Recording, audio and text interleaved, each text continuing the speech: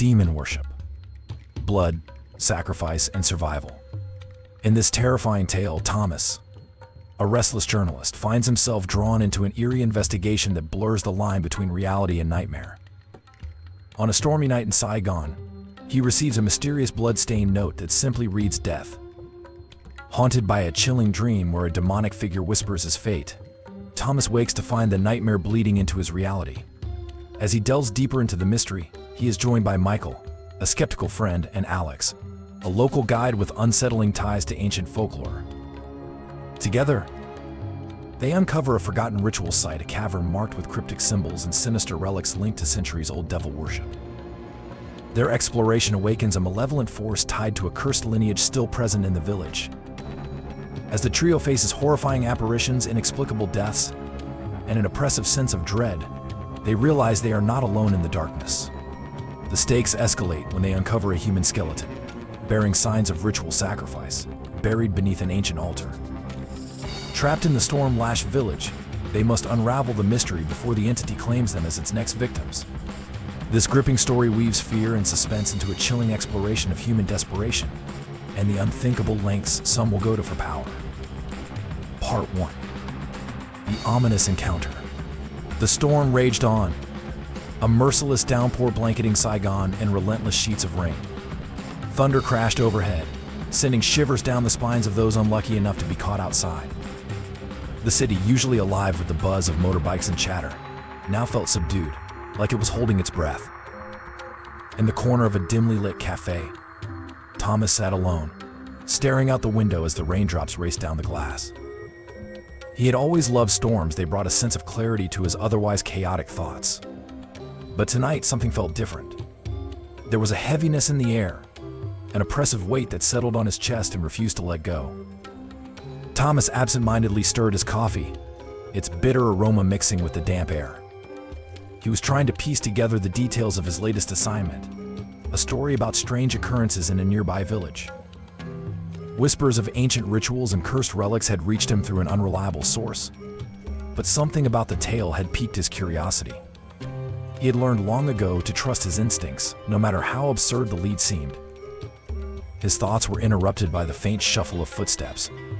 He looked up to see a young waitress standing beside his table, her face pale and her hands trembling slightly. "Excuse me, sir," she said, her voice barely above a whisper. "Someone left this for you." Thomas frowned, his journalist instincts immediately on high alert. The waitress held out a folded piece of paper, the edges stained with what looked like rust. "Who gave this to you?" he asked, his tone sharper than intended. "I don't know," she replied, glancing nervously over her shoulder. "A woman handed it to me and left right away." She didn't say anything. Thomas hesitated before taking the note. The paper was damp, the stains smudging slightly under his fingers. Slowly he unfolded it, revealing a single word scrawled in jagged, crimson letters. "Death." His heart skipped a beat. The ink, or was it blood, had dried unevenly, giving the letters a cracked, almost menacing appearance. He looked back at the waitress, but something about her expression had changed. "Did she say anything else?" Thomas asked, his voice now tinged with unease. The waitress didn't respond. She was staring at him with wide, unblinking eyes, her lips curled into a smile, an unnatural, grotesque grin that stretched far beyond what was humanly possible. Thomas froze, his body rigid as ice shot through his veins. The smile grew wider, revealing yellowed, jagged teeth that didn't belong in any living mouth. The waitress leaned closer, her voice low and guttural. "You're next." The room seemed to tilt, the walls closing in as a cold, suffocating air enveloped him. Thomas pushed his chair back, his movements frantic, but his limbs felt heavy, as though they were sinking into the floor. "Stay back," he shouted, but the sound barely escaped his lips. The waitress began to change. Her skin darkened, cracking like charred wood. Her eyes sank into hollow sockets that glowed faintly with an unnatural light. The air grew colder, and the faint smell of sulfur wafted through the cafe.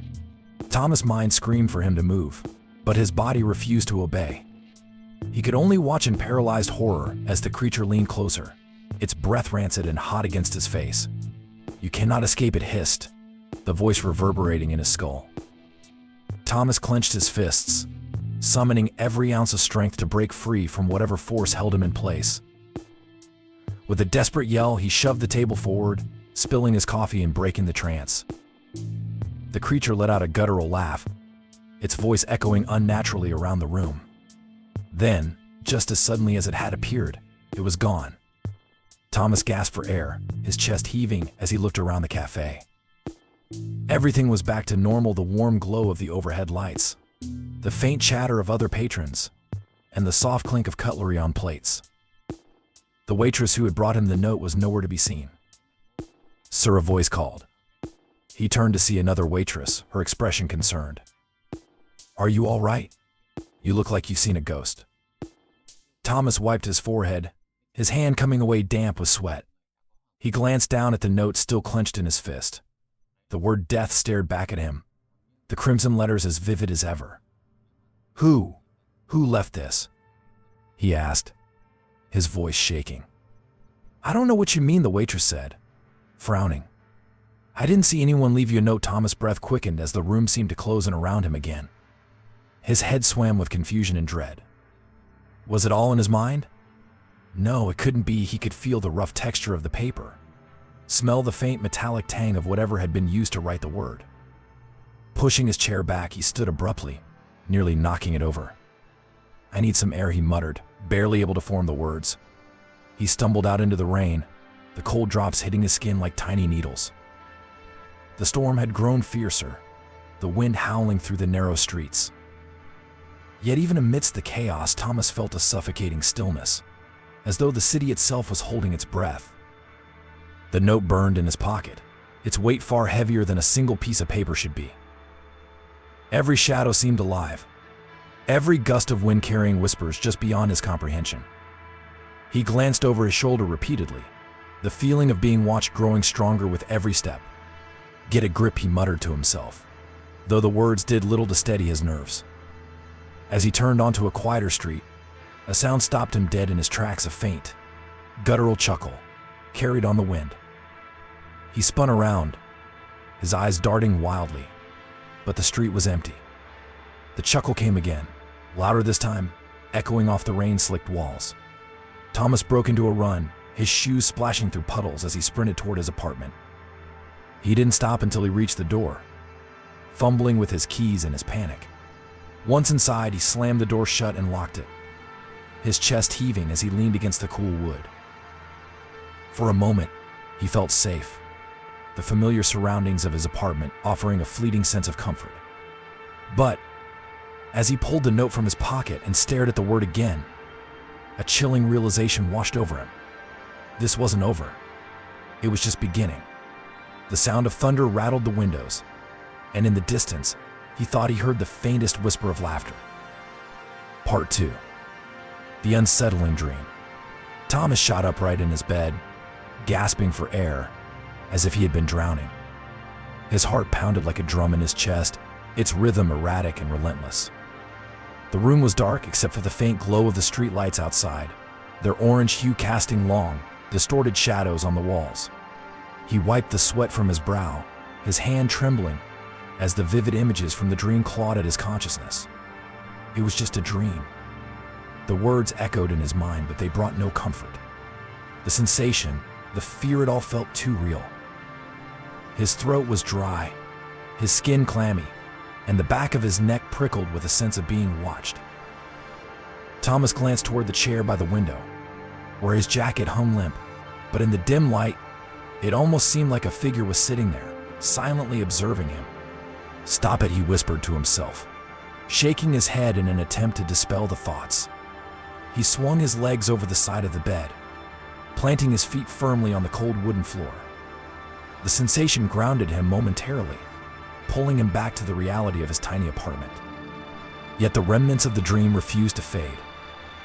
He could still see the waitress's unnatural smile, hear the guttural hiss of her voice as she said, "You're next." He reached instinctively for his pocket, where the note had been hours before. To his horror, it was still there.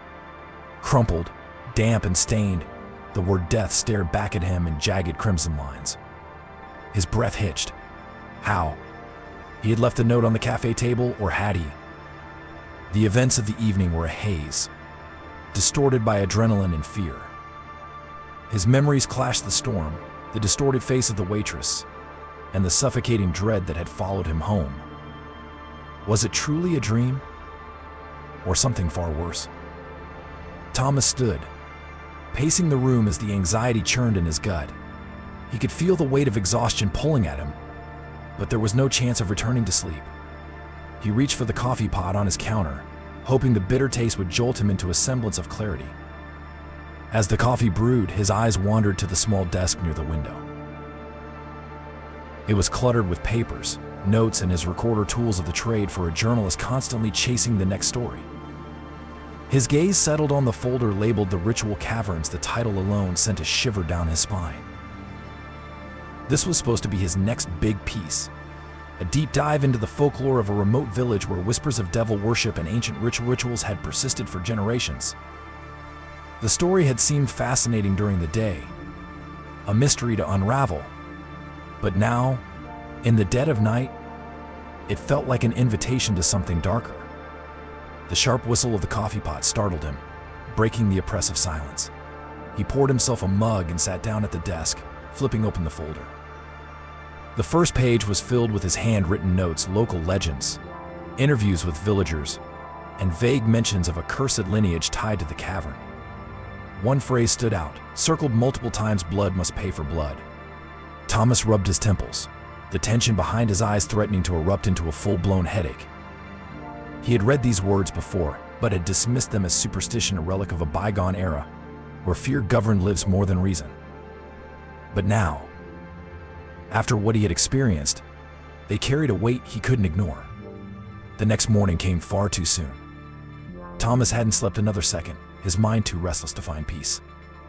The sun's weak rays barely penetrated the overcast sky, as if even the day was reluctant to begin. He dressed quickly, throwing on a worn jacket that smelled faintly of coffee and rain, and grabbed his recorder and notebook. At 9 a.m., he met Michael, his longtime friend and occasional skeptic, at a bustling diner a few blocks away. Michael was already waiting, his broad frame hunched over a plate of eggs and toast. He looked up as Thomas approached, his brow furrowing at the sight of his friend. "Jesus, Tom," Michael said, his voice a mix of concern and exasperation. "You look like you've been dragged through hell." "Didn't sleep again," something like that, Thomas muttered, sliding into the booth across from him. Michael raised an eyebrow but didn't press further. He had known Thomas long enough to recognize when it was better not to ask. Instead, he gestured to the waitress for another coffee before turning back to him. "So," Michael began, his tone shifting to business. "This trip of yours to the middle of nowhere, what's the angle?" "Local folklore," Thomas replied, his voice flat. "Rituals, curses, the usual ghost stories people love to read about. Except this one feels different." Michael smirked. "You're letting these stories get to you again. Every village has its boogeyman. It sells papers, but it's all nonsense." Thomas didn't respond. He wanted to tell Michael about the note, about the dream or vision, or whatever it was, but the words wouldn't come. He could already hear the ridicule in Michael's voice, the easy dismissal of anything that didn't fit neatly into the realm of logic. Instead, he changed the subject. "Alex will meet us at the bus station. He's the local guide I hired." Michael nodded, taking a long sip of his coffee. "This Alex guy, he's legit, right? Not just some crackpot looking to cash in on a few ghost stories." "He comes highly recommended," Thomas said. "Knows the area better than anyone else. He's lived there his whole life well. As long as he doesn't start chanting spells and summoning demons, I'm good," Michael joked, though there was an edge of unease in his voice. By noon, the two men were at the station, waiting amidst a sea of locals and tourists. The air smelled of diesel and fried food, a combination that did little to settle Thomas' nerves. Alex arrived a few minutes later, a wiry man in his late 30s with sharp features and an air of quiet confidence. "Thomas," Alex greeted them with a curt nod. "You're heading into interesting territory. Not many outsiders bother with my village these days." "Can't imagine why," Michael said dryly, glancing at the rickety bus that would take them there. Alex chuckled. "You'll see soon enough. Just keep an open mind and don't wander off." The warning lingered in the air, heavier than it should have been. The ride was long and uneventful, but Thomas couldn't shake the growing sense of dread that followed him like a shadow. He stared out the window, watching the landscape shift from urban chaos to rural isolation. The further they traveled, the darker the sky seemed to grow, as if the storm from the previous night had followed him. When they finally arrived at the village, the first thing Thomas noticed was the silence. It was unnatural, oppressive, as though the world itself had been muted. The villagers they passed cast wary glances at the newcomers, their eyes filled with something Thomas couldn't quite place: fear, perhaps, or suspicion. "This is it," Alex said as they stepped off the bus. The village where the stories begin. Thomas looked around, his unease deepening. The dream, the note, the whispered legends, they were all converging here. He didn't know what he would find, but one thing was certain: whatever lay ahead would change everything. Part 3. Journey to the village. The road out of Saigon seemed to stretch endlessly, cutting through landscapes that grew increasingly desolate as the trio made their way toward the remote village. The bustling chaos of the city was left behind, replaced by quiet roads lined with dense trees and scattered farmhouses. Each mile felt like a journey into another world, one where whispers of the past refused to be silenced. Thomas sat by the window of the rickety bus, his eyes scanning the horizon. The overcast sky seemed heavy, pressing down on the landscape, and the occasional gust of wind rattled the bus, as though warning them to turn back. But it wasn't the weather that made his stomach churn. It was Alex's words. "You're certain about this village?" Michael asked, leaning forward in his seat. His skepticism was clear, though he had been unusually quiet since they set out. Alex, their guide, sat across the aisle, his expression unreadable. "Certain? Yes, but it's not a place people visit lightly." His voice was calm but carried an undertone of caution. Thomas turned his attention to Alex. "Why not? What exactly are we walking into?" Alex met his gaze, his dark eyes steady. "There are stories. Every village has them, but these are different. The cavern we're headed toward, well, it's not just some abandoned site. The locals say it's alive." Michael scoffed, leaning back against his seat. "Alive? Come on, Alex. Don't tell me you believe that nonsense." Alex didn't flinch. "You don't have to believe it, but you should respect it." The bus jolted as it hit a pothole, making the passengers lurch forward. Thomas's recorder, balanced on his lap, clattered to the floor. He quickly picked it up, noticing the way Alex's hands gripped the seat in front of him, white-knuckled, as if bracing for something far worse than a rough road. As the bus rumbled on, Alex began recounting the village's dark history, his voice low enough that only Thomas and Michael could hear him over the engine's groan. "A long time ago, the village was different," Alex began. "Thriving, even. But everything changed after a series of bad harvests. Crops failed, livestock died, and the people were desperate. That's when the ritual started."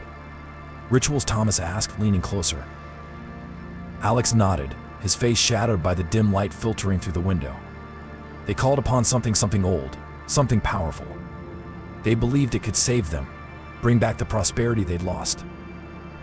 "And did it?" Michael asked with a raised brow. "For a time," Alex replied. "The village flourished again. But it came at a cost." The bus shuddered as it climbed a steep hill, the engine groaning in protest. Outside, the landscape had become eerily quiet, the trees thickening into an almost impenetrable wall of green. "What kind of cost?" Thomas pressed. Alex hesitated, his gaze fixed on the passing trees. "The first sacrifice was a goat, then a cow. But soon it wasn't enough. The villagers began offering other things, people." Thomas felt a chill crawl down his spine. The way Alex spoke, detached, yet undeniably affected, made it clear this wasn't just a story to him. "Human sacrifices," Michael said, his tone skeptical but softer than before. "Yes," Alex said, his voice barely above a whisper. "They believed the blood of the innocent was the purest offering. And for decades it worked. The village prospered, untouched by famine or disease.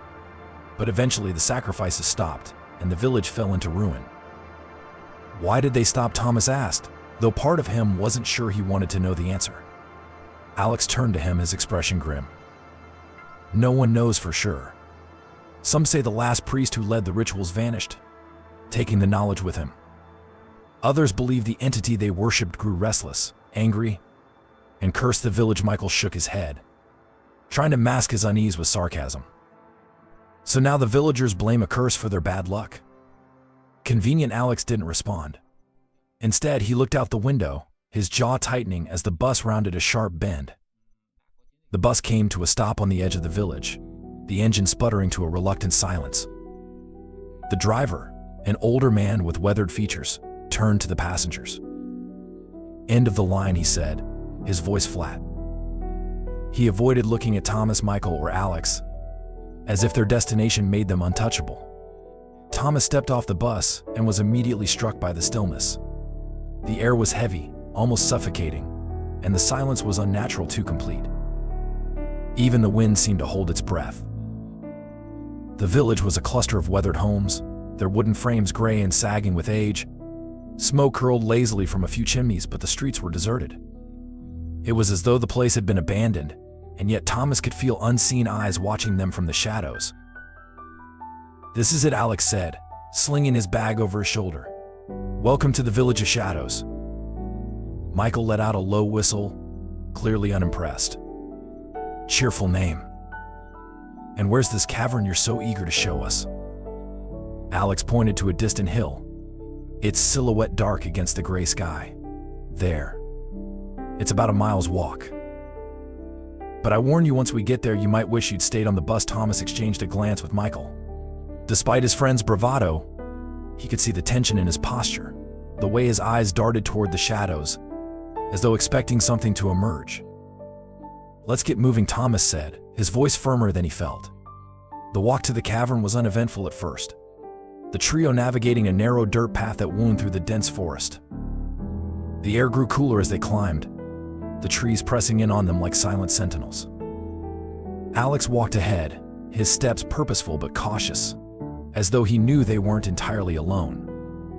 "Does anyone from the village ever come up here?" Michael asked, his voice breaking the oppressive silence.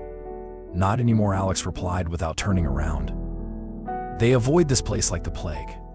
Too many bad memories, too many stories." "What kind of stories?" Thomas asked, his curiosity outweighing his fear.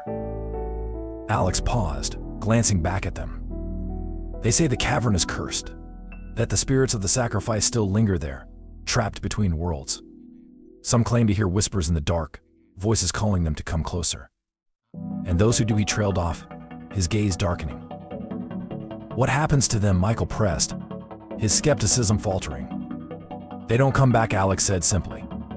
When they finally reached the base of the hill, the entrance to the cavern loomed before them.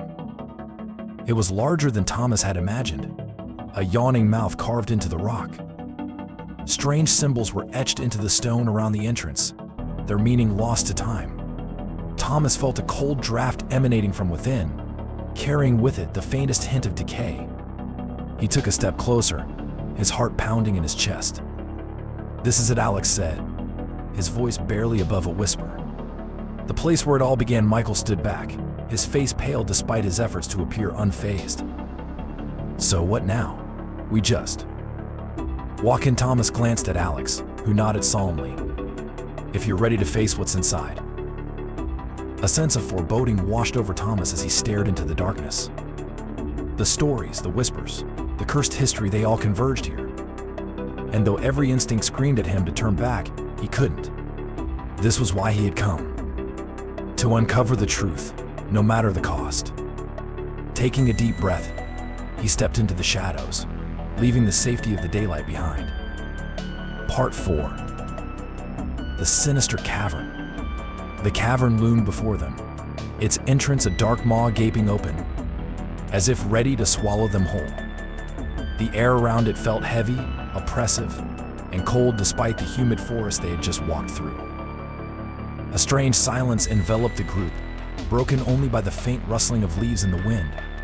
It was as if the world itself was warning them to turn back. Thomas stopped at the edge of the entrance, his breath catching in his throat. The opening was framed by jagged rocks, and above it were strange markings etched into the stone symbols that seemed to writhe and shift in the dim light. He couldn't decipher their meaning, but they radiated an undeniable sense of dread. "Those markings," Thomas whispered, more to himself than anyone else. "They're ancient, aren't they?" Alex nodded grimly, his face pale. "Older than the village, older than any written record. No one knows who carved them or why." Michael let out a nervous chuckle, though his voice betrayed his unease. "I'm guessing it wasn't for a summer camp." "Quiet," Alex snapped, his tone uncharacteristically sharp. "This place isn't a joke." Inside the cavern, the atmosphere changed completely. The temperature dropped several degrees, the air growing stale and suffused with an earthy, metallic scent. Thomas's footsteps echoed eerily, the sound bouncing off the uneven walls and disappearing into the void. The dim sunlight from the entrance quickly faded, leaving them reliant on the beams of their flashlights. The walls of the cavern were covered in more symbols, carved deeply into the stone.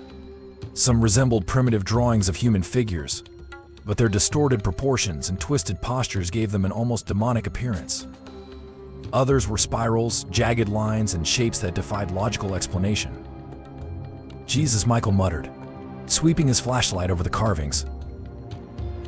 "This is unsettling." Alex, who had been silent for several minutes, spoke softly. "These symbols, they're not just decorations. They're warnings." "Warnings," Thomas echoed, his voice tight. "They tell a story," Alex explained, his flashlight pausing on a particularly large carving. "See this figure here?" He pointed to what looked like a man kneeling before a towering, horned creature. "That's the villager's ancestor.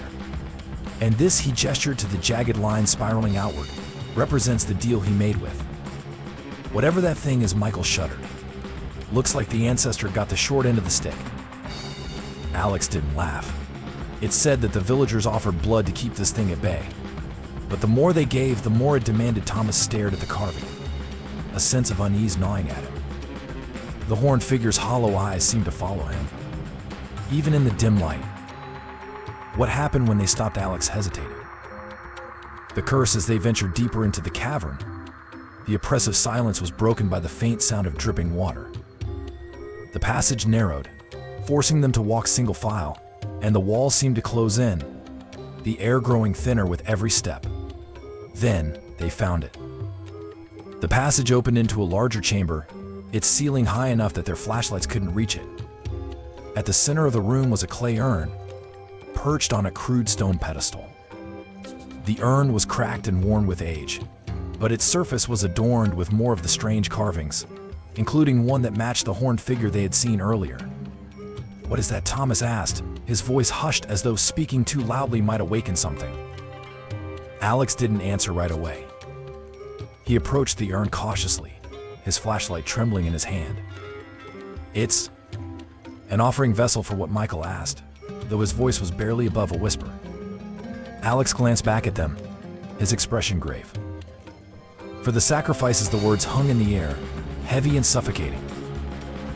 Thomas felt a cold sweat break out on his forehead. Slowly he stepped closer, his curiosity outweighing his fear. As he shone his flashlight on the urn, he noticed something inside, something white and fragmented. "Are those bones?" Thomas asked, his voice cracking. Alex nodded, his face grim. "Human bones." Michael took a step back, his breathing quickening. "Okay, I've seen enough. We should leave now." But Thomas couldn't tear his eyes away. He reached out cautiously, his fingers brushing the rim of the urn. A wave of nausea washed over him as a strange, metallic smell filled his nostrils like blood and decay. "Don't touch it," Alex snapped, grabbing his arm. Thomas pulled back, his heart racing. "What is this place, Alex? Really?" Alex's eyes darted nervously around the chamber. "It's what I told you. This is where the rituals happened. The villagers would bring their sacrifices here, goats, cows, people.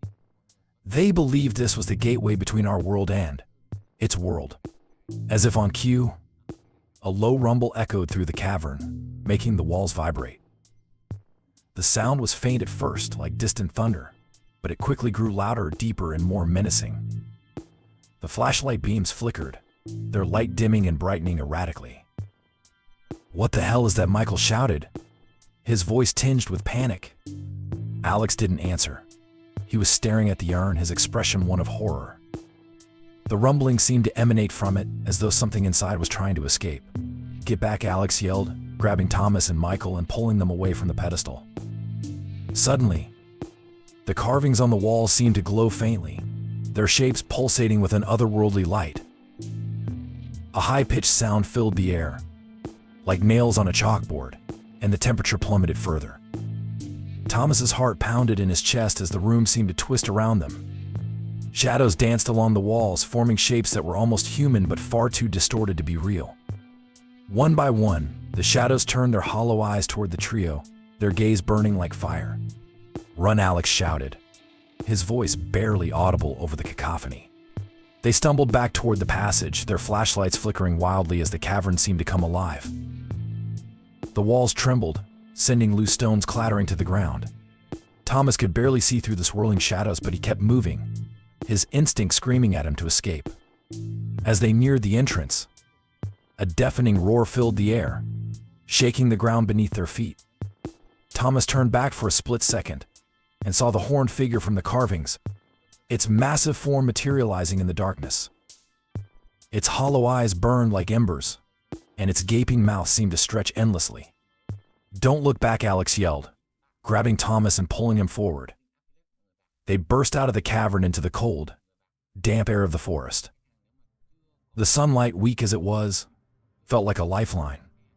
The three of them collapsed to the ground, gasping for breath as the roaring faded behind them. For several minutes, no one spoke. The only sounds were their ragged breathing and the rustling of leaves in the wind. Finally, Michael broke the silence. "What the hell was that?" he demanded, his voice shaking. Alex shook his head, his face pale. "I told you. This place is cursed." Thomas looked back at the cavern, its entrance now dark and silent. The oppressive feeling lingered, gnawing at the edges of his mind. "We need to go back," he said, surprising even himself. Michael stared at him as though he'd lost his mind. "Go back? Are you insane?" "There's something in there," Thomas insisted. "Something the world needs to know about." Alex's expression darkened. Some things are better left buried, but Thomas couldn't shake the feeling that the cavern wasn't done with them. As they made their way back to the village, the weight of what they had seen pressed heavily on his shoulders. And in the back of his mind, he couldn't forget the faint whisper he had heard as they fled, "You cannot escape." Part 5. The Awakening Force. The air inside the cavern grew colder, heavier. Thomas felt it pressing against his chest, as if the cavern itself were alive and breathing, its invisible lungs exhaling an ancient, unseen weight. Every step they took seemed to disturb something unseen, something waiting. His flashlight beam danced along the uneven walls, revealing carvings that twisted into shapes more grotesque the longer he stared. His gut churned with unease. At the center of the chamber stood the clay urn. It was fragile looking, its surface cracked and darkened with age, yet it seemed to command an oppressive presence that filled the room. The strange carvings on its surface mirrored the symbols etched into the cavern walls, spiraling outward like the web of a spider. The air around it vibrated faintly, as though the vessel pulsed with a heartbeat of its own. Thomas stepped closer, drawn to the urn, despite the voice in his head screaming for him to stay back. He reached out hesitantly, his fingers hovering over its rim. The cold emanating from it was unnatural, more biting than the cavern's chill. "Be careful," Alex warned, his voice barely above a whisper. "That's not just an artifact. It's a conduit for what Thomas asked," though he wasn't sure he wanted the answer. "For whatever they called here," Alex said darkly, his eyes never leaving the urn. The villagers believed it was their connection to the other world. They poured their sacrifices into it, blood, bones, even their prayers. All of it funneled into whatever lies on the other side. Thomas swallowed hard, his throat dry. He could see remnants of the urn's grisly history, fragments of bone, dark stains baked into the clay. He felt a sudden urge to back away, but before he could move, the ground beneath his feet trembled. At first it was subtle, like a low hum just below the range of hearing. Then, the tremor grew stronger, shaking loose small rocks and sending ripples through the stagnant puddles on the cavern floor. Michael stumbled, catching himself against the wall. "What the hell is that?" Michael shouted, his voice echoing unnervingly in the confined space. Thomas didn't answer. He couldn't. The tremor wasn't natural. He could feel it deep in his bones, as if the earth itself were groaning in protest. The urn began to vibrate on its pedestal, emitting a faint, high-pitched whine that set Thomas's teeth on edge. The carvings on the walls suddenly seemed to come alive. The figures, which had once been static etchings, began to writhe and twist in the flickering beams of their flashlights. Shapes that resembled human forms elongated grotesquely, their limbs stretching and bending at unnatural angles. The horned figure, the one Alex had identified as the villagers' object of worship, seemed to swell, its hollow eyes burning with a faint, eerie glow. "What's happening?" Thomas demanded, his voice breaking. He turned to Alex, who was standing frozen, his flashlight clutched tightly in his shaking hand. Alex's voice was a hoarse whisper. "It's waking up." The tremor intensified. A deep, guttural growl reverberated through the cavern, low and primal, as though it came from the bowels of the earth. It wasn't a sound any human or animal could produce. It was something ancient, something otherworldly. The sound didn't just echo in the cavern, it seemed to crawl into Thomas's head, rattling his skull and sinking into the pit of his stomach. The shadows along the walls began to move independently of the light, morphing into grotesque figures that loomed larger with every passing second. Thomas's flashlight flickered erratically, the beam cutting through the dark only to reveal more horrors, clawed hands stretching toward him, faces contorted in silent screams, and shapes that defied logic. Michael backed away, his breathing ragged. "This isn't real. This can't be real." "It's real," Alex said grimly, stepping back as well. "It's real, and we need to get out of here now." But Thomas couldn't move. His eyes were locked on the urn, which now glowed faintly, its surface radiating a sickly yellow light. The carvings on its surface pulsed, the spirals seeming to expand and contract like living things. A whispering sound filled the chamber, soft at first, then growing louder. It was a cacophony of voices, layered and overlapping, speaking in a language Thomas didn't recognize but instinctively feared. One word stood out among the whispers, repeated over and over. "Blood." The growl returned, louder this time, shaking the cavern violently. A fissure split the floor, snaking outward from the urn. The ground heaved and Thomas stumbled, barely catching himself. The light from his flashlight fell on the fissure, and he saw it wasn't empty. It was filled with a viscous, dark liquid that glistened like blood in the dim light. The shadows coalesced into a single form. It rose from the far corner of the chamber, towering and inhuman. Its body was a shifting mass of darkness, its edges indistinct and constantly moving. But its eyes, two burning orbs of fire, were fixed directly on Thomas. "It sees us," Alex said, his voice trembling with barely concealed terror. "It knows we're here." Thomas couldn't tear his gaze away.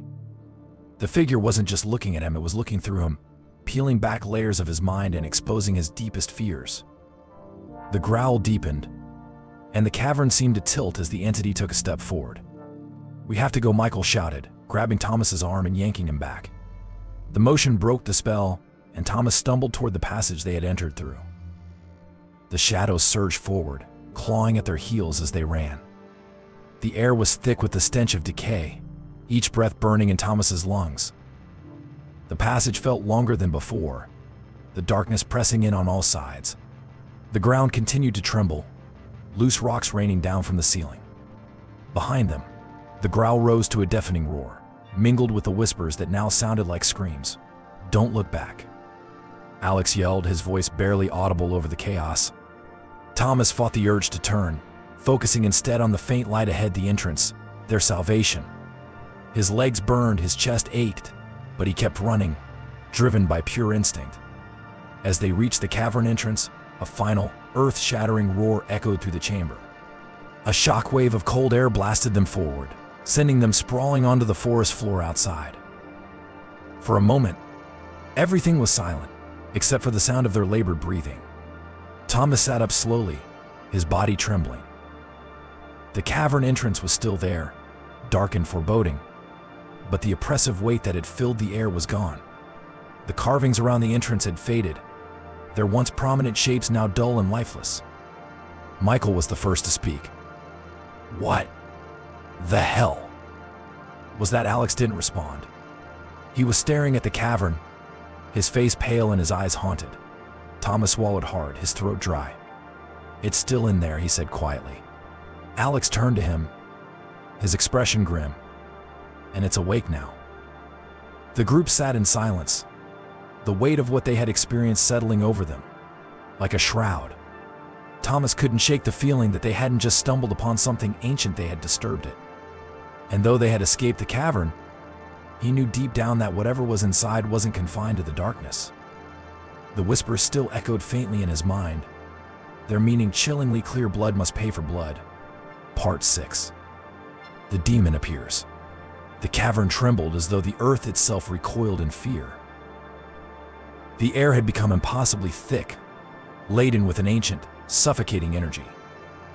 Thomas clutched at the jagged wall for support, his heart hammering against his ribs. Shadows writhed around them like serpents, slipping across the floor and up the cavern walls, their shapes forming grotesque, unholy figures. "Keep moving," Alex barked, his voice strained but commanding. He pushed Thomas and Michael forward, guiding them toward the passage that led to the surface. But the passage was no longer there. Where there had once been an exit, there was now only impenetrable darkness. It wasn't natural shadow, it was alive, pulsating, seething with an almost malevolent force. The light from their flashlights flickered and died as they pointed them at the void, as if the darkness itself consumed it. No, this can't be happening," Michael stammered, his voice quivering. He stumbled back, nearly dropping his flashlight. "We're trapped," Alex muttered, his face pale. "It won't let us leave." A low, guttural growl echoed through the chamber, sending vibrations rippling through the ground. It was a sound that didn't belong in this world, ancient, primal, and filled with a rage that seemed to shake the very bones of the earth. "Something's here," Thomas whispered, though the words felt absurd. Of course something was here. They had felt its presence from the moment they stepped into the cavern, but now it was no longer lurking. It was here with them, and it wanted them to know it. The growl deepened, becoming a roar so deafening that the cavern walls seemed to pulse with the sound. The shadows coalesced in the center of the chamber, swirling into a single towering form. Thomas froze, unable to look away as the creature took shape before their eyes. It was monstrous, its body a nightmare-made flesh. Twisted horns spiraled from its head, curving like the branches of a tree that had grown in darkness. Its skin was a black so deep it seemed to devour the light, its edges shifting and writhing like smoke.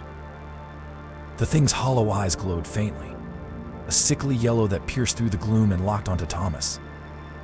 It had no mouth, yet when it spoke, its voice filled the cavern, reverberating in their minds as much as their ears. "Who dares trespass on sacred ground?" The voice was layered, as if 100 voices spoke in unison. It carried a weight that crushed the air from their lungs, leaving them gasping. Michael stumbled back, his hands shaking. This isn't real. This isn't happening." The creature's head turned slowly, its glowing eyes locking onto Michael. The room grew colder, and a wave of nausea swept over them. "You will not deny me," it hissed. "You have come unbidden, and now you will pay." Thomas's legs threatened to give out, but he forced himself to stand firm. "What do you want?" he demanded, though his voice cracked. The demon's gaze shifted to him, and Thomas felt as though his soul was being laid bare. Every secret, every fear exposed. "Blood," it growled. "Your kind always pays in blood." The cavern trembled violently, loose rocks tumbling from the ceiling as the ground split open beneath the creature. From the fissure came a stench so foul it made Thomas gag, a mixture of sulfur, decay, and something unidentifiable yet deeply wrong. Alex stepped forward, his face pale but resolute. "We didn't mean to trespass," he said, his voice steady despite the fear in his eyes. "We'll leave. We'll never return." The demon let out a sound that could have been laughter, though it was twisted and broken. "Leave? There is no leaving. You have awakened me. "You have defiled this place. Your presence is a stain, and it will be cleansed." The fissure widened, and from its depths rose twisted-shaped skeletal figures wrapped in shadow, their hollow eyes glowing faintly like the demons. They crawled out of the chasm, their movements jerky and unnatural, as though they were marionettes controlled by unseen strings. One of the figures lunged at Michael, its claw-like fingers inches from his face before Alex shoved him aside. "Run," Alex shouted. "We can't fight it." "But there's no way out," Michael screamed, his voice raw with panic. Thomas turned in every direction, searching for an escape, but the shadows seemed to close in, cutting off every path. The demon loomed above them, its hollow eyes burning brighter as it stretched out one elongated arm. The skeletal figures moved as one, advancing on the trio with terrifying precision. Alex grabbed a loose rock from the ground and hurled it at one of the creatures. It struck the shadowy figure, passing through its form without resistance. The creature didn't even flinch. "They're not real," Alex shouted. "They're not flesh." Thomas's mind raced. If they couldn't fight, what could they do? His eyes fell on the urn, still glowing faintly on its pedestal. The carvings on its surface seemed to pulse in time with the demon's movements. "The urn," he shouted. "It's connected to all of this. We have to destroy it." Alex's eyes widened. "You don't know what you're saying. If we destroy it, we could make things worse." "Worse than this," Michael yelled, dodging another skeletal figure as it swiped at him. Thomas didn't wait for permission. He lunged for the urn, his heart pounding as he wrapped his hands around its brittle surface. The cold seared his skin, and the whispers returned, louder this time, screaming at him to stop. The demon's roar shook the cavern as it turned its full attention to Thomas. "Fool," it bellowed. "You think you can undo what has been done? You will only doom yourselves further." Thomas ignored it, lifting the urn over his head. It was heavier than it looked, the weight of centuries pressing down on him. He hesitated, a single thought piercing through his fear. What if Alex was right? What if destroying the urn unleashed something worse? But then he looked at the demon, its hollow eyes burning with malice, and at Michael and Alex, both cornered by the advancing shadows. He had no choice. With a yell, Thomas hurled the urn to the ground. It shattered with a deafening crack, shards flying in every direction. The glow from the carvings flickered and died, and the skeletal figures froze in place. For a moment, silence reigned. Then, all at once, the cavern erupted in chaos. The demon let out a scream that pierced the air, a sound so inhuman and filled with rage that Thomas clamped his hands over his ears. The fissure beneath it began to collapse, the ground trembling as the walls of the cavern shook violently. "We've got to get out of here," Alex shouted, grabbing Thomas and Michael and dragging them toward the passage. This time, the darkness seemed to recede, revealing the faint outline of the exit. They ran, stumbling over the uneven ground as the cavern crumbled around them. The demon's screams echoed behind them, growing fainter with each step. Thomas didn't dare look back, his only focus on the light ahead. They burst out into the forest, collapsing onto the damp ground. The cool night air filled their lungs, a stark contrast to the suffocating atmosphere of the cavern. For a moment, none of them spoke, the weight of what they had experienced settling over them like a shroud. Thomas sat up slowly, his body trembling. He turned back toward the cavern, its entrance now partially caved in. The oppressive energy was gone, but the memories lingered, burned into his mind. "It's over," Michael said, though his voice was uncertain. Alex shook his head, his expression grim. "No, it's not over. We didn't kill it. We just bought ourselves time." Thomas swallowed hard, his throat dry. He knew Alex was right. The demon wasn't gone, it was waiting, watching, and it would never forget what they had done. And in the back of his mind, Thomas could still hear the demon's final words, whispered as they fled. "Blood must pay for blood." Part 7. A dark revelation. The forest around them was silent, but it wasn't the kind of calm that brought peace. It was a heavy, oppressive stillness, as though the land itself was listening, waiting. The trio huddled in the clearing just outside the cavern, their breaths visible in the unnaturally cold air. The faint glow of dawn on the horizon did little to dispel the sense of foreboding that lingered like a shroud. Thomas leaned against a tree, his legs trembling from the run. His mind raced with fragments of what they had just witnessed: the monstrous demon, the shadows that moved on their own, the bone-chilling roar that still echoed faintly in his ears. He wanted answers, needed them, but he wasn't sure he was ready to hear them. Alex sat on a fallen log nearby, his face pale and drawn. He was staring at the cavern's entrance, now partially caved in, as if expecting the creature to emerge at any moment. Michael paced nervously, muttering to himself, his usual bravado shattered. "Was that?" Thomas finally asked, breaking the tense silence. His voice trembled, barely audible. Alex didn't answer right away. He ran a hand through his hair, his fingers shaking. That, he said slowly, was the truth. Michael stopped pacing and turned to him, his eyes wide with disbelief. The truth? What the hell does that even mean? That thing wasn't real.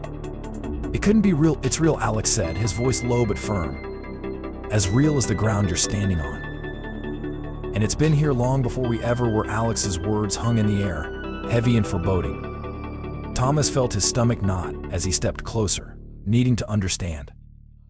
What do you know, Alex? No more half answers. No more cryptic warnings. Tell us everything. Alex hesitated, his gaze flickering between Thomas and Michael. Finally, he sighed and looked down at his hands. This land, this village, it's cursed. And it's been that way for centuries. Cursed, Michael scoffed, though his voice lacked its usual confidence. You're seriously blaming a curse for what just happened?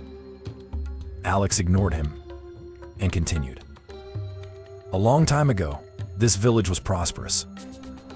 The land was fertile, the harvest bountiful, and the people never went hungry.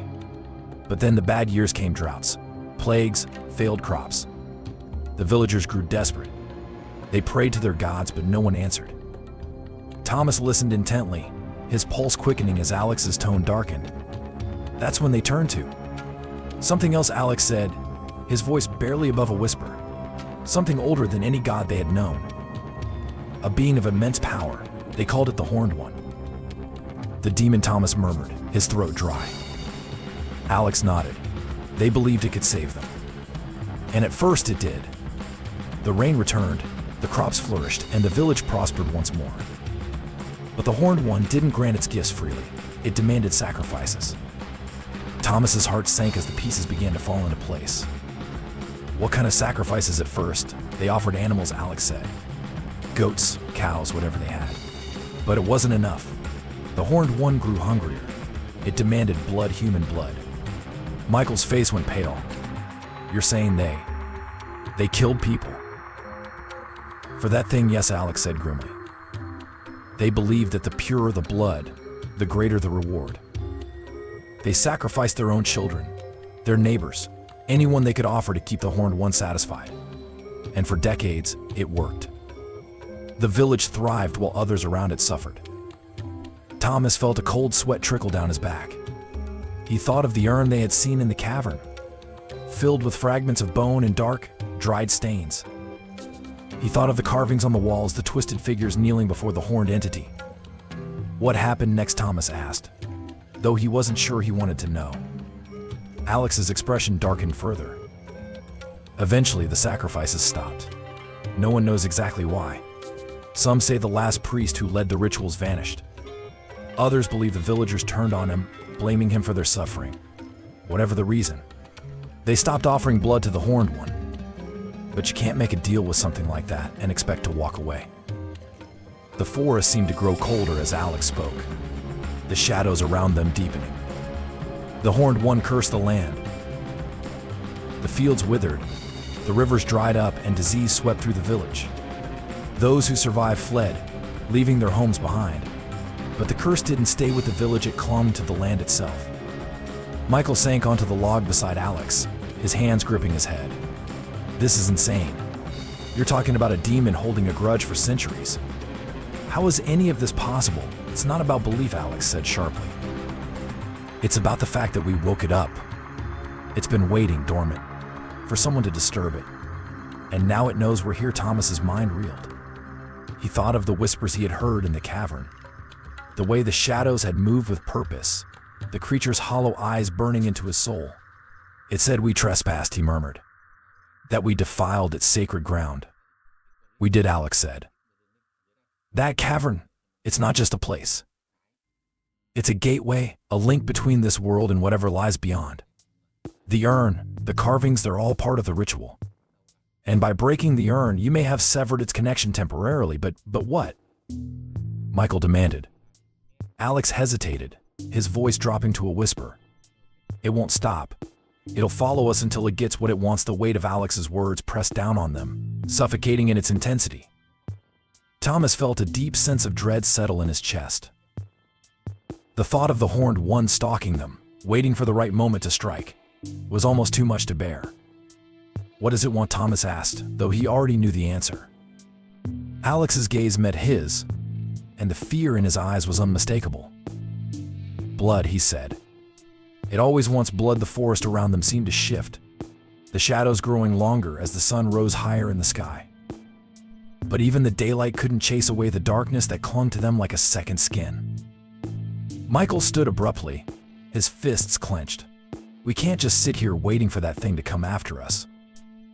There has to be a way to stop it. Alex shook his head. You don't stop something like this. You survive it if you're lucky. Thomas closed his eyes, his mind racing.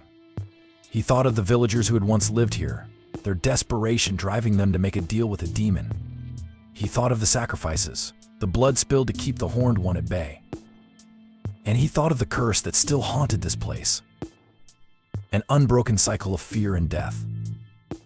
There has to be a way, Thomas said firmly, his voice cutting through the tension.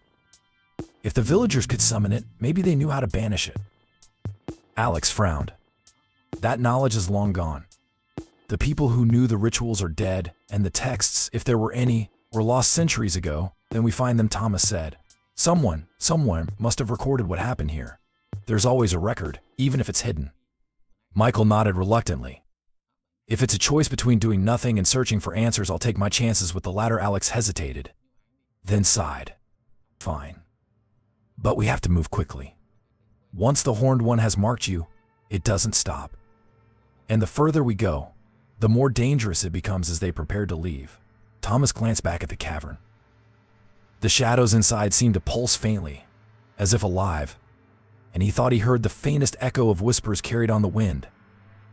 Blood must pay for blood. The words chilled him to the core, but he pushed the fear aside.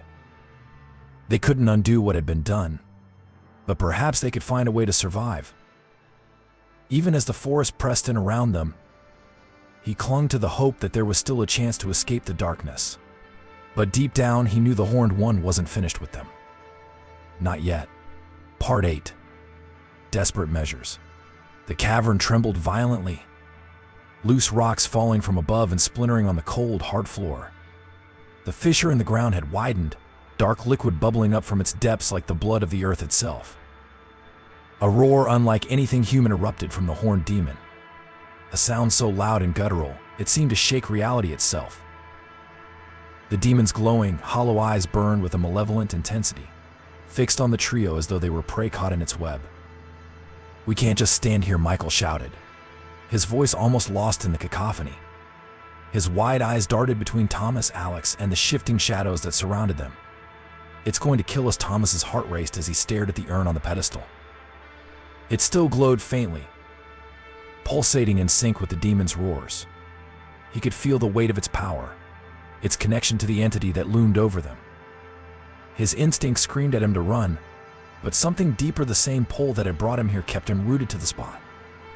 The urn, Thomas shouted, his voice shaking. It's the source of all this.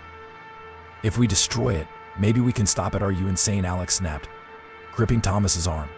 You don't know what will happen if you destroy it. That thing could break free completely. Thomas wrenched his arm free, his resolve hardening despite the terror coursing through his veins. It's already killing us, Alex. We don't have a choice. The demon let out another bone-rattling roar, its massive form shifting as it stepped closer. The shadows around it moved like living creatures, reaching out with clawed hands that dissolved into smoke only to reform moments later. Each step the demon took seemed to drain the air from the cavern, the weight of its presence pressing down on their chests. "We need to move now," Michael screamed, backing toward the far wall. His flashlight beam cut through the dark but revealed nothing beyond the writhing shadows. Thomas took a deep breath, his mind racing. He grabbed a jagged piece of rock from the floor and approached the pedestal. Every step felt like a fight against an invisible force, as if the cavern itself were trying to push him back. "Thomas, don't," Alex shouted, his voice tinged with desperation. "If you destroy it, there's no undoing this, then let's end it now," Thomas yelled back, his voice filled with a determination that surprised even himself. "We can't let this thing keep existing," the demon's eyes flashed as if it understood his intent. A guttural voice echoed in his mind, layered and inhuman. "You dare defy me?" Thomas ignored the voice and raised the rock high above his head. The urn's glow intensified, its carvings now emitting a piercing hum that vibrated in his teeth. The room seemed to tilt, the ground beneath him unstable, but he held his ground. In a single motion, he brought the rock down with all his strength. The urn shattered, its brittle surface exploding into shards that scattered across the chamber. A blinding burst of light erupted from its remains, illuminating the cavern in a harsh, unnatural glow. The hum grew into a deafening screech, like metal tearing against metal, before cutting off abruptly. For a brief, fleeting moment, there was silence. The demon froze, its massive form flickering like a flame caught in a gust of wind. The shadows around it seemed to recoil, losing their shape and melting into the walls. Thomas allowed himself a small, shaky breath, hoping they had won. Then the screaming began. The demon's roar this time wasn't one of triumph or intimidation, it was pain, raw and primal. Its hollow eyes burned brighter, the glow spilling out like liquid fire and searing the cavern walls. The fissure in the ground erupted, spewing forth black smoke that filled the air, choking them. "You've angered it," Alex yelled, his voice barely audible over the cacophony. "It's not severed, it's enraged." The demon lashed out, its form expanding, becoming less solid and more chaotic. It no longer resembled a singular entity but a storm of darkness and fury. The clawed shadows surged forward, engulfing everything in their path. "Run," Alex screamed, shoving Thomas back toward the passage. The shadows struck like waves, slamming into the trio with enough force to knock them off their feet. Thomas hit the ground hard, the impact jarring his shoulder. He tried to get up, but the shadows wrapped around his legs, pulling him toward the fissure. The air was freezing, each breath a struggle. Michael grabbed his arm, his face contorted with fear and determination. "Don't let it take you," he shouted, pulling with all his strength. Thomas felt the icy tendrils of the shadows digging into his skin, their grip unrelenting. He clawed at the ground, his fingers scraping against the rough stone. Behind him, the demon loomed, its form towering over the fissure as if drawing strength from the darkness below. "You can't fight it," Alex shouted, swinging a piece of broken rock at the shadows. It passed through them harmlessly, but his defiance gave Thomas a momentary reprieve. He kicked out with all his strength, breaking free of the shadow's grasp. The trio scrambled toward the passage, their movements frantic and uncoordinated. The cavern was collapsing around them, chunks of rock falling from above and shattering on the ground. The light from their flashlights flickered wildly, the battery struggling against the unnatural interference. As they reached the narrow passage, the demon roared again, its voice echoing in their minds. "You cannot escape me. Blood must pay for blood." The walls of the cavern seemed to ripple, the carvings glowing faintly before splitting apart. Dark, tar-like liquid seeped from the cracks, staining the stone as if the cavern itself were bleeding. The shadows followed them, relentless and hungry, their clawed hands reaching for anything that moved. Thomas, Alex, and Michael burst out of the cavern's entrance, collapsing onto the forest floor. The cool, damp air hit them like a wave, a stark contrast to the suffocating atmosphere inside. For a moment, they lay there, gasping for breath, their bodies trembling with exhaustion and adrenaline. Behind them, the cavern groaned as if alive, the entrance partially caving in. The shadows retreated, pulled back into the darkness as the demon's form began to dissipate. But even as the immediate threat seemed to vanish, Thomas could feel it, an oppressive presence that hadn't truly left. "It's not over," Alex said, sitting up slowly. His voice was hoarse, his face pale. "You've weakened it, but it's not gone. It's never gone." Michael slammed his fist into the ground, frustration and fear etched into his features. "Then what the hell was the point of all that? We destroyed the urn, and it's still here." Thomas stared at the cavern entrance, his chest heaving. The whisper still echoed faintly in his mind, a constant reminder of what they had unleashed. "We didn't destroy it," he said quietly. "We just made it angry." The forest around them was silent, but it wasn't the peaceful kind of silence. It was the stillness of something waiting, watching. The sun had begun to rise, casting long shadows across the ground, but even the light felt cold. "We have to keep moving," Alex said, his tone urgent. "It knows who we are now. It won't stop until it gets what it wants." "And what does it want?" Michael asked, though he already knew the answer. "Blood," Alex said grimly. "It always wants blood." Thomas pushed himself to his feet, his legs weak but steady enough to stand. He looked at Alex, then at Michael, his resolve hardening despite the fear clawing at his chest. "Then we find a way to stop it. For good." Alex hesitated, then nodded reluctantly. "If there's a way, we'll have to find it fast." As they moved deeper into the forest, the cavern behind them seemed to breathe, its entrance pulsating faintly as though it were alive. The demon's voice echoed in Thomas's mind one last time, chilling him to the core. "You cannot escape me. Blood must pay for blood." Part 9. The haunting aftermath. The storm had finally passed, leaving the forest drenched and glistening under a pale gray sky. Rain dripped from the canopy, the rhythmic plink of water striking leaves the only sound breaking the heavy silence. Smoke like mist coiled through the trees, clinging to the damp earth as if it sought to hide the horrors that had transpired. From the mouth of the shattered cavern, Alex and Michael stumbled into the clearing. Their faces were pale, their clothes torn and soaked with mud and sweat. Every step they took seemed labored, as though the air around them was still thick with the malevolent force that had hunted them inside the darkness. Neither spoke. The sky above them had begun to lighten, the faint glow of dawn filtering through the clouds. But even the breaking day couldn't pierce the darkness that hung over the two survivors. Michael collapsed onto the wet ground, clutching his knees, his breaths coming in ragged gasps. His eyes darted around wildly, scanning the forest as if expecting the shadows to lunge at him again. "Is it over?" Michael finally croaked, his voice hoarse. He turned to Alex, desperation etched into his face. "Tell me it's over." Alex didn't respond right away. His gaze was fixed on the cavern's entrance, its jagged opening half obscured by the mist. The once vivid carvings around the entrance were now faint and crumbling, their power seemingly drained. Yet the sight brought him no comfort. "It's not over," Alex whispered, his voice trembling. "It's never over." The two sat in silence for what felt like hours, the weight of the night pressing down on them like a suffocating blanket.